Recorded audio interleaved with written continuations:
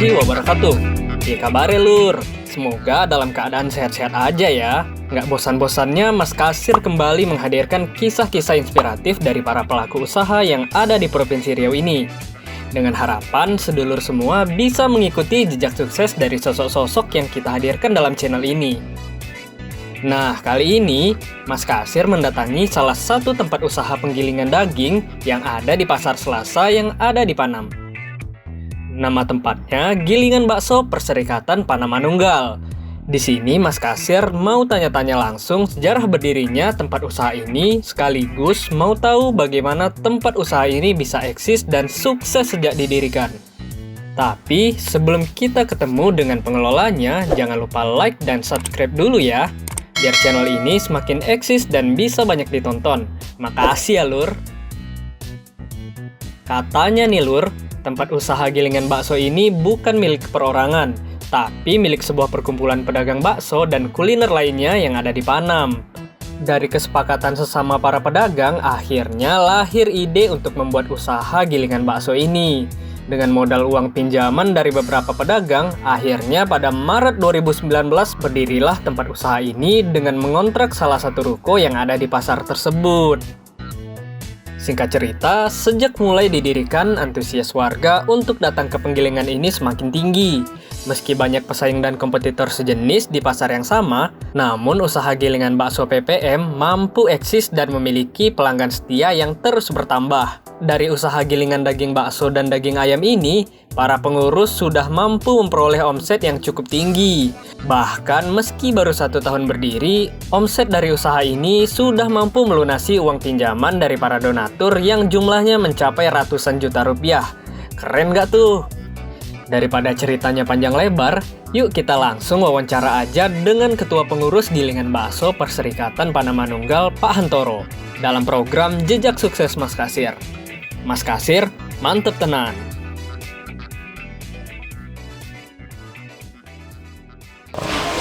Assalamualaikum warahmatullahi wabarakatuh.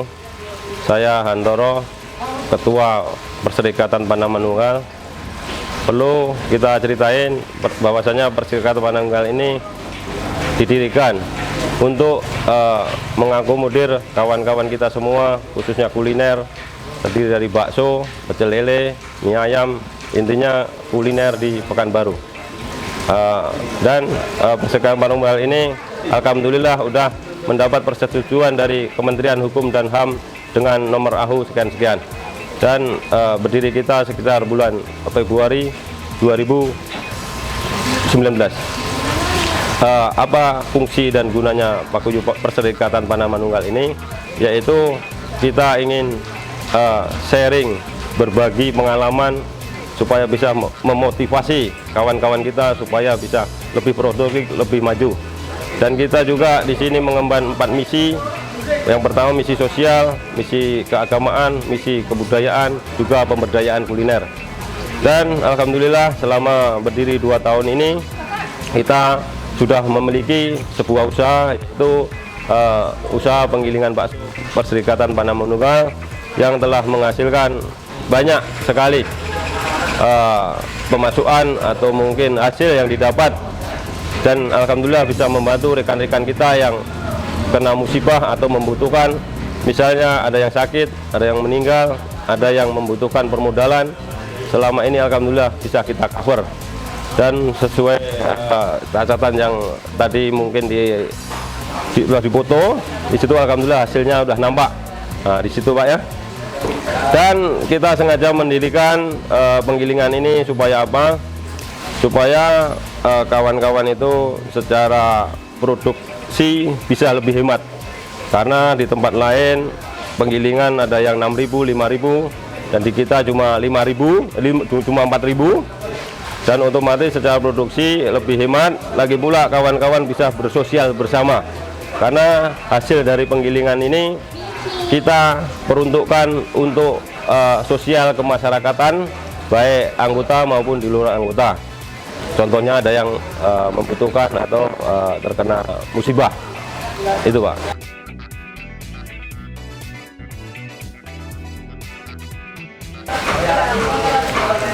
Ya, kita perlu sadari bahwasanya sebuah perkumpulan itu pertama harus ada sumber pendanaan. Dan oleh karena itu, karena komunitas kita terdiri dari bakso, akhirnya tercetuslah usaha penggilingan ini dengan gotong royong secara swadaya, sesama anggota, juga para donatur yang telah membantu berdirinya usaha ini. Karena tentunya sebuah perkumpulan kita harus menyebutkan sumber usaha, dan untuk menggerakkan tujuan kita, visi misi kita tadi biar bisa tercover di situ. Contohnya misi agama, kita memanggil ustadz atau mengadakan pengajian, tentunya bisa membiayai. Di saat kawan membutuhkan modal, kita bisa membantu. Di saat misi kebudayaan, di saat setahun kita bisa mengadakan event kebudayaan seperti campur sari dan mungkin lain-lain. Disitulah kira-kira gunanya usaha ini. Intinya usaha ini untuk kemaslahatan bersama, jadi bukan kepentingan individu.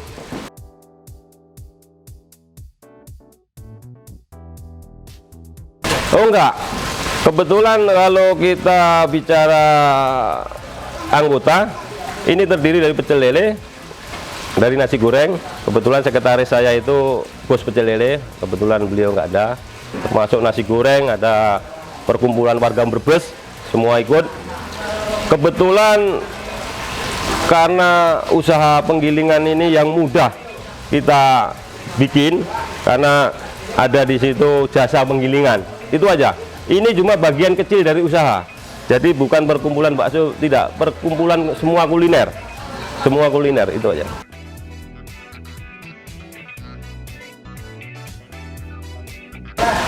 Modal awal itu kurang lebih 130, karena di sini kita akan membuat penggilingan ini secara modern dengan menggunakan listrik, dan kita tahu sendiri pemasangan listrik itu untuk industri mahal, ya sekitar 120 sama merangkai semuanya. 130. Ya. Dananya alhamdulillah kita dari anggota. Sistemnya meminjam. Ada anggota meminjamkan 5 juta, 4 juta, 2 juta, 200, 300. Jadi setelah usaha ini berjalan, alhamdulillah berjalan hampir setahun, udah terkembalikan sekitar 100 juta itu. Jadi usaha ini berdiri atas dasar gotong royong anggota bersama. Sistemnya meminjamkan, setelah ada hasil baru dikembalikan. Dan alhamdulillah sekarang udah terkembalikan semua. Jadi ini udah bisa lah, udah ada sekitar saldo hampir sisa ini 80-an juta sekarang ini. Karena kemarin kembalikan hampir 130-an juta.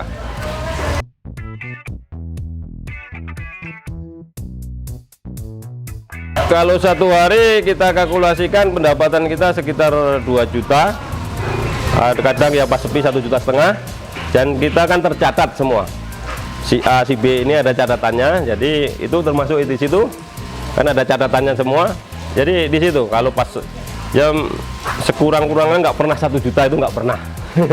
Jadi 1 juta ke atas itu karena kita akan tercatat semua, karena ini dikelola secara transparan, Bang. Jadi setiap bulan kita rapat, kita umumkan hasilnya dan untuk apa, itu kita tercatat semua.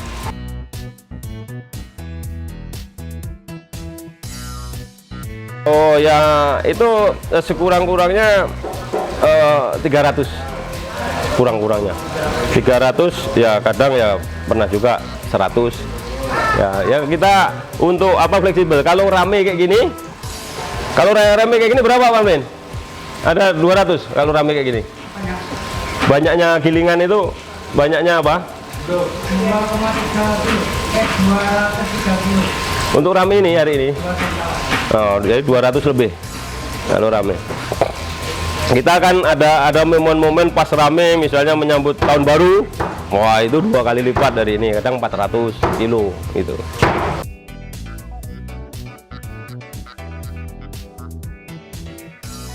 Sebetulnya kalau masalah itu promosinya kita itu bisa dibilang nggak ada. Karena promosinya setiap ada pertemuan ini kita paguyuban sudah ada penggilingan bakso dan harganya lebih murah, semua murah, harga tercatat, jadi semua bisa menghitung. Jadi di saat kawan-kawan kemari, kawan dapat untung dua. Yang pertama, kawan-kawan dapat harga yang murah. Yang kedua, kawan-kawan bisa bersosial secara tidak langsung, kan memberi untung ke paguyuban.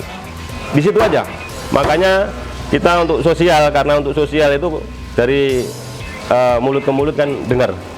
Apalagi anggota kita kan 300-an.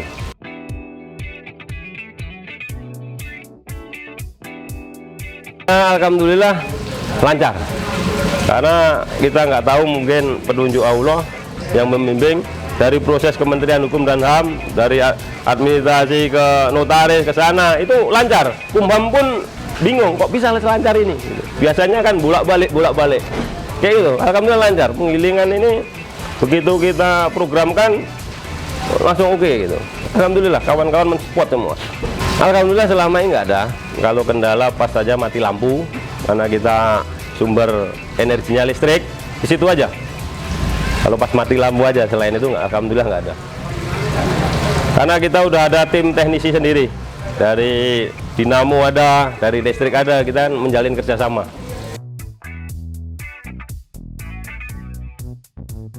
Target saya ini kita bisa bermanfaat untuk anggota dan di luar anggota, karena tahun kemarin kita fokus pengembalian donatur tadi, dan untuk besok kita pun mau kawan-kawan kita ini kan yang sekarang ini keliling, dimana bisa mangkal, dan juga ada yang kawan-kawan kita kebetulan ya ada yang meninggal, mungkin anak-anaknya bisa tercover sekolahnya, kayak gitu. Intinya untuk sosial gitu.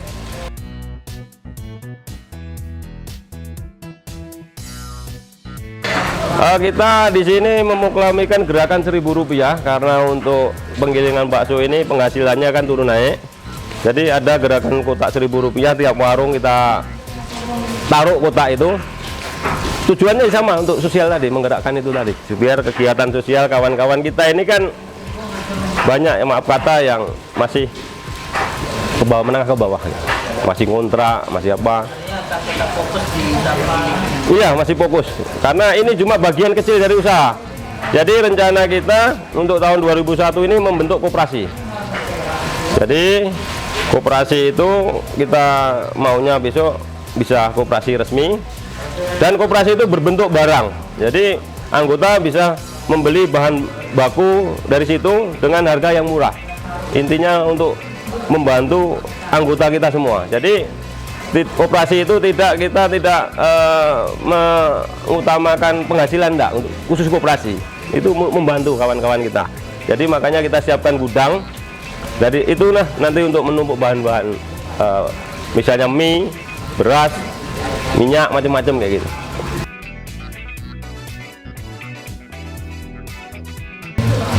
Cabang saat memang ada rencana, karena sebetulnya Perserikatan Panunggal ini seluruh Pekanbaru. Cuma karena ini tujuan kita sosial, jadi untuk mempelebarkan ke arah misalnya sampai Ternatan Raya, sampai belum tercover. Tapi ada itu, ada rencana begitu. Memang karena izin kita dari Kementerian Hukum dan HAM ini sebetulnya seluruh Pekanbaru. Cuma saat ini Panam dan sekitarnya yang kita cover, Payung Sekaki, macam-macam itu. Jadi belum sampai ke Rumbe. Ya rencananya kawan-kawan di sana kan ada juga yang minta bukalah situ gitu. Jadi cabang di situ, karena program ini memang sama sekali nggak untuk kepentingan pribadi, itu intinya begitu.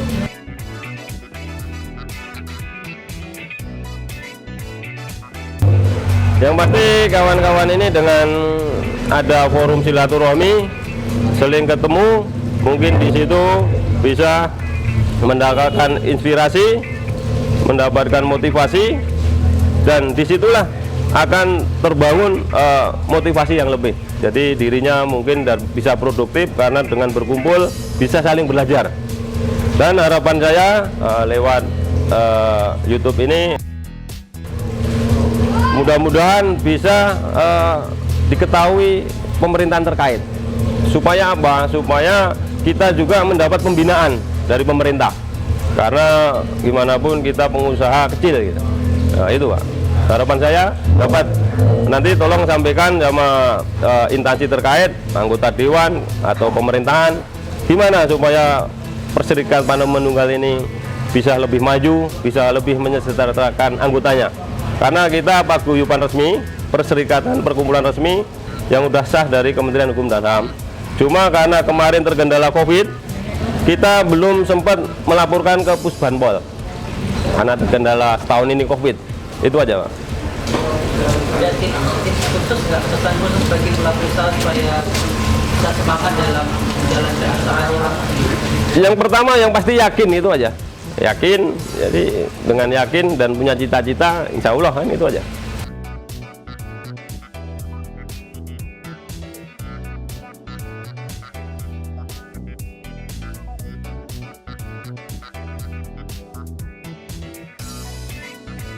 Gimana Lur, keren gak tuh? Dengan modal kebersamaan dan keseriusan serta gotong royong, akhirnya usaha yang dirintis secara bersama-sama ini bisa berkembang dan sukses.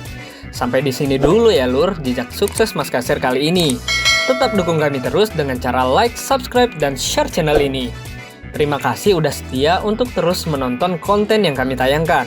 Mas Kasir pamit, wassalamualaikum warahmatullahi wabarakatuh. Mas Kasir, mantep tenan.